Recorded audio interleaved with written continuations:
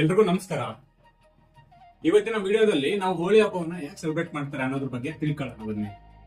Actually Holi ಹಬ್ಬ ಬಣ್ಣದಿಂದ celebrate ಮಾಡೋ ಹಬ್ಬ ಅಲ್ವೇ ಅಲ್ಲ.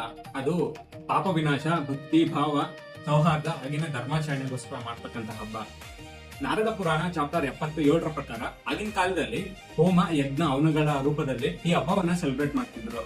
ಅವ್ರ ನಂಬಿಕೆ ಏನಂದ್ರೆ ಈ ತರ ಹೋಮ ಯಜ್ಞ ಹವನಗಳೊಂದಿಗೆ ಹಬ್ಬವನ್ನ ಆಚರಣೆ ಮಾಡೋದ್ರಿಂದ ಅವ್ರಿಗೆ ಕೆಡುಕುಗಳು ದೂರ ಆಗಿ ಒಳ್ಳೇದಾಗುತ್ತೆ ಅಂತ ನಂಬ್ತಿದ್ರು. ಅದಕ್ಕೇನೆ ಈಗ್ಲೂ ಹೋಳಿ ಹಬ್ಬವನ್ನ ಬಣ್ಣದಿಂದ ಆಚರಣೆ ಮಾಡ್ತಕ್ಕಂತ ಹಿಂದಿನ ದಿನ ಹೋಲಿಕಾ ದಹನವನ್ನ ಮಾಡ್ತಾರೆ.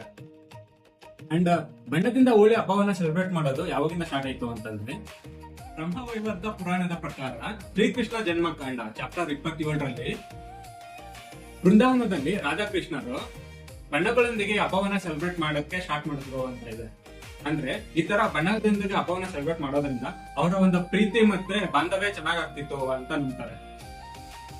ಅಂದ್ರೆ ನಾವು ಯೂಸ್ ಮಾಡ್ತಕ್ಕಂಥ ಕಲರ್ಸ್ ಅಲ್ಲ, ನ್ಯಾಚುರಲಿ ಪ್ಲಾಂಟ್ಸ್ ಮತ್ತೆ ಗಿಡ ಮೂಲಿಕೆಗಳು ಹಾಗೇನೆ ಫ್ಲವರ್ಸ್ ಇಂದ ಸಿಗ್ತಕ್ಕಂಥ ಕಲರ್ಸ್ ನ ಯೂಸ್ ಮಾಡ್ತಿದ್ರು. ಅದರಿಂದ ಅವ್ರಿಗೆ ಎಂಜಾಯ್ಮೆಂಟ್ ಸಿಗ್ತಿತ್ತು. ಅದ್ರ ಜೊತೆಗೆ ಅವರ ತ್ವಚೆ ತುಂಬಾ ಕಾಂತಿಯುಕ್ತವಾಗಿ ಹೊಳಿತಿತ್ತು ಅಂಡ್ ಆರೋಗ್ಯವಾಗಿ ಇರ್ತಿದ್ರು.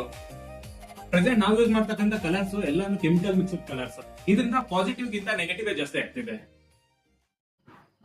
ಸೊ ನೀವು ಯಾವ ತರ ಹಬ್ಬವನ್ನ ಸೆಲೆಬ್ರೇಟ್ ಮಾಡೋದಕ್ಕೆ ಇಷ್ಟಪಡ್ತೀರಾ ಕಮೆಂಟ್ ಅಲ್ಲಿ ತಿಳಿಸಿ. ನಮಸ್ತೆ.